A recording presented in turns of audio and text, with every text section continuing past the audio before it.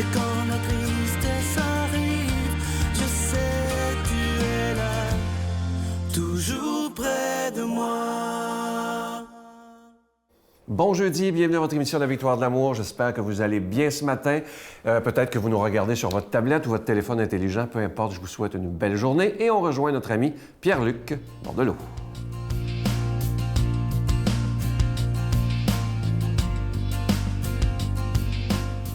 Bon matin à vous, très heureux de vous retrouver pour parcourir encore qu'est-ce qui donne du sens à notre vie, quels sont nos donneurs de sens. Et aujourd'hui, je m'arrête sur quelque chose que depuis tantôt vous écoutez, c'est-à-dire les mots. Je veux vous faire prendre conscience à quel point choisir soigneusement nos mots peut donner du sens. Et le contraire est tout à fait vrai.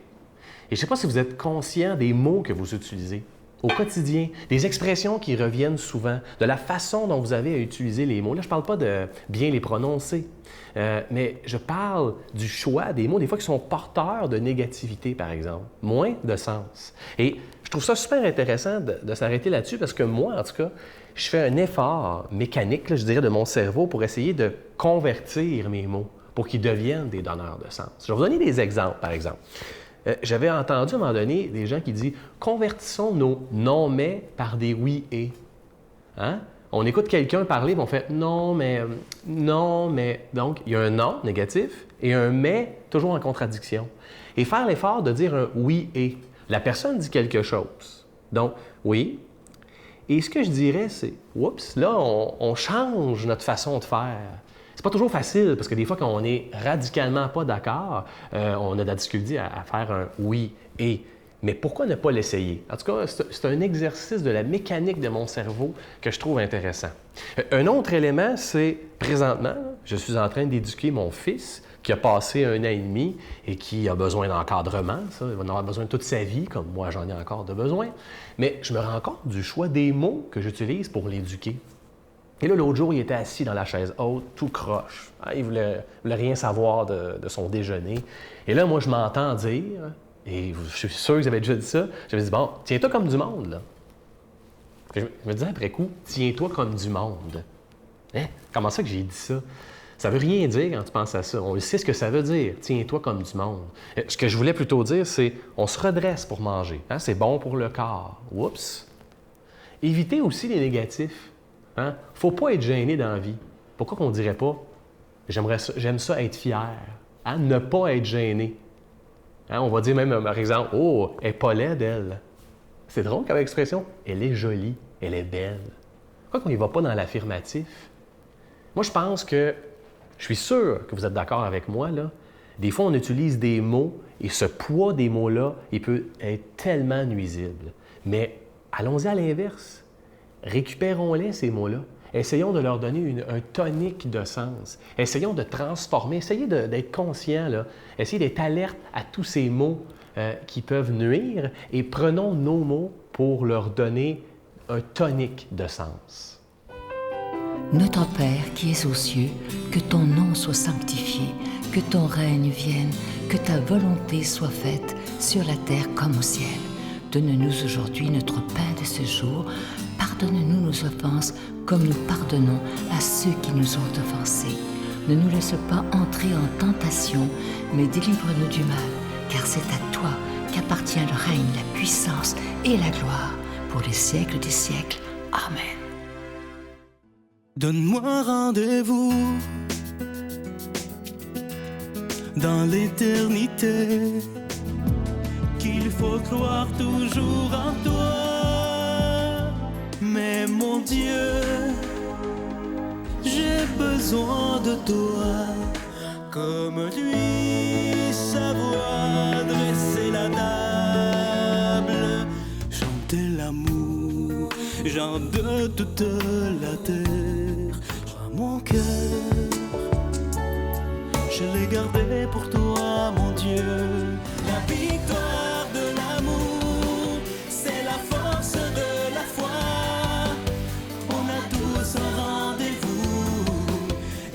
tellement heureux de vous présenter ce beau cadeau du mois de novembre. Il s'agit de l'Ange de Noël, comme on a chaque année, depuis plusieurs années déjà. La collection 2016. Cette année, il a été fait sur mesure pour la Victoire de l'amour. Vous ne le trouverez pas nulle part ailleurs.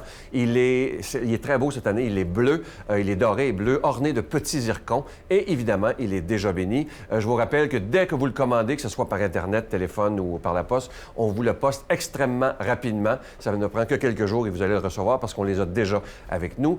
Et évidemment, je vous donne l'adresse.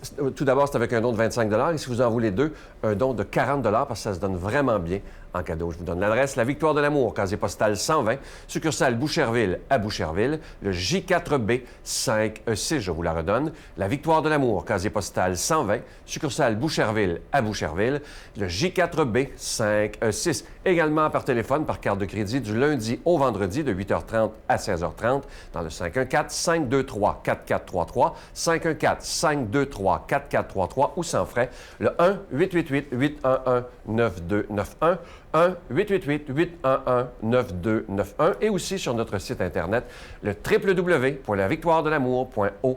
Alors, je vous rappelle ce beau cadeau du mois, une exclusivité de la Victoire de l'amour, l'Ange de Noël en épinglette, collection 2016. Et je vous rappelle qu'il est déjà béni. C'est avec un don de 25 si vous en voulez un. Et beaucoup de gens commandent deux pour en donner en cadeau autour d'eux. Alors, c'est avec un don de 40 Merci de tout mon cœur de votre grande générosité parce que grâce à vous, depuis plus de 21 ans, la parole de Dieu peut être annoncée partout au Canada et à cause d'Internet, partout sur la planète.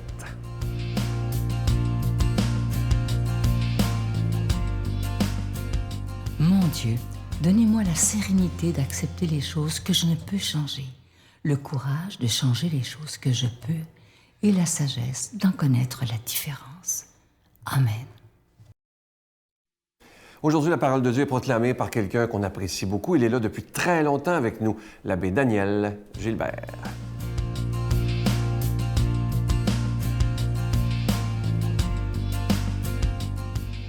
Comme les pharisiens demandaient à Jésus quand viendrait le règne de Dieu, il leur répondit, « Le règne de Dieu ne vient pas d'une manière visible.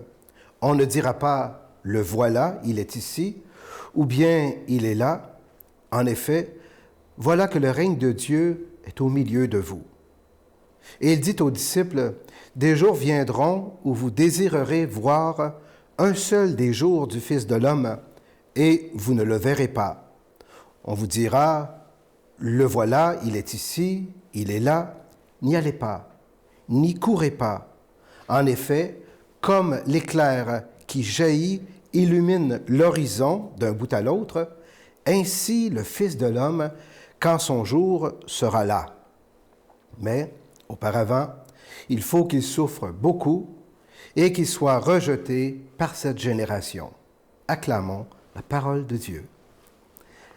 Bon matin, chers amis. C'est toujours un plaisir de vous retrouver, alors que le mois de novembre est déjà bien installé au milieu de nous. Hein. On sait que c'est un mois qui nous parle souvent de la mort, hein, à cause de cette nature qui s'est endormie autour de nous, hein, et aussi à cause de ces jours qui sont de plus en plus courts, et ce froid qui s'installe tranquillement et qui veut, on dirait, nous imposer son règne, en tout cas jusqu'au printemps. Bon, justement, il est question dans l'Évangile ce matin de règne. Les pharisiens demandent à Jésus quand le règne de Dieu viendra. Vous savez, il faut comprendre qu'à l'époque, on parlait de règne quand on parlait d'un roi, un roi qui venait juste d'être installé comme roi et qui dominait, bien sûr, avec ses armées sur son peuple et des fois aussi sur les nations alentours. Hein. Le règne d'un nouveau roi, là, c'était pas drôle, hein? Parce que c'était visible. Il imposait sa monnaie, il imposait ses insignes, il imposait ses lois, bien sûr, ses commandements. Alors, on ne pouvait pas manquer la venue d'un nouveau roi, là, du règne d'un nouveau roi. Et quand Jésus dit que le règne de Dieu ne vient pas de manière visible, ben c'est pour justement démarquer le règne de Dieu du règne des tyrans de ce monde. Et comment Jésus fait pour démarquer ce règne-là? Bien, Jésus, il dit cette parole un peu mystérieuse. Il dit, le règne de Dieu est au milieu de vous. On pourrait dire, le règne de Dieu est au-dedans de vous. C'est un règne, autrement dit, d'amour, de pardon, de vérité, de miséricorde. Hein? Et ce règne-là, vous voyez, il dure dans le temps. Hein? Ça fait 2000 ans que Jésus l'annonce, ce règne-là, puis il est encore présent dans notre monde. Donc, c'est une nouvelle manière de vivre sa vie. Le règne de Dieu ne peut pas venir si on ne le laisse pas venir en nous, si on ne le laisse pas agir en nous. Vous savez, aujourd'hui, il y a toutes sortes d'idéologies qui imposent, ou en tout cas qui essayent d'imposer le règne par la peur. Le terrorisme, par exemple, la barbarie. Je n'ai pas besoin de vous faire de dessin là-dessus. Ce matin, on sait de quoi on parle. Hein? Et ce type de règne-là, ça ne peut pas durer. Tu ne peux pas construire des sociétés sur la peur et la mort. Mais le règne de Dieu est agissant quand on se laisse transformer par la parole de Dieu, par la parole du Seigneur. Autrement dit, quand on essaie de mettre en pratique les enseignements que Jésus nous a donnés, que l'Église aussi essaie de nous donner pour aligner, ajuster notre vie à ce règne de Dieu. C'est intéressant quand Jésus nous dit de ne pas se laisser avoir par ceux qui annoncent qu'ils ont eu des révélations spéciales ou des messages secrets là, qui prédisent la fin du monde ou le retour là, du Christ d'une manière bizarre un peu. Là. Ça ne se passe pas comme ça, nous dit Jésus. On pourrait dire, par exemple, que les journalistes, à l'affût d'un scoop, là, ils ne pourront pas voir cette venue du règne de Dieu-là, et puis transmettre ça après ça dans les journaux ou à la télévision. Hein? Parce que le règne de Dieu, il vient comme un éclair, nous dit Jésus. Un éclair, ça passe vite, ça, dans le ciel, on le sait. Hein? C'est comme une étincelle. Autrement dit, et ça, c'est la bonne nouvelle pour nous autres ce matin. Hein? Le règne de Dieu, c'est une expérience de la présence, de l'amour de Dieu qui se révèle à nous, à un moment donné de notre histoire, à un moment donné de notre vie, et qu'on a peine parfois à comprendre et à expliquer. Mais c'est une vraie expérience du règne de Dieu qui arrive comme ça à un moment donné dans notre vie et qui transforme notre vie, qui nous amène à une conversion, à une vie nouvelle. C'est ça, le règne de Dieu. Le règne de Dieu, c'est vrai pour nous autres aujourd'hui, puis aussi pour les générations qui nous suivent, puis pour celles aussi qui nous ont précédés. Mais ce règne passe par la souffrance, passe par la croix, passe parfois par des persécutions, mais à travers tout ça, nous dit Jésus ce matin, laissons-nous pas détourner de ce règne d'amour-là que Jésus nous annonce et qui nous a donné sa parole, et sa parole, elle est vie éternelle. Puis moi là-dessus, chers amis, je vous bénis au nom du Père et du Fils et du Saint-Esprit. Amen. Je vous salue Marie, pleine de grâce. Le Seigneur est avec vous. Vous êtes bénie entre toutes les femmes, et Jésus, le fruit de vos entrailles, est béni. Sainte Marie, Mère de Dieu, priez pour nous pauvres pécheurs, maintenant et à l'heure de notre mort. Amen.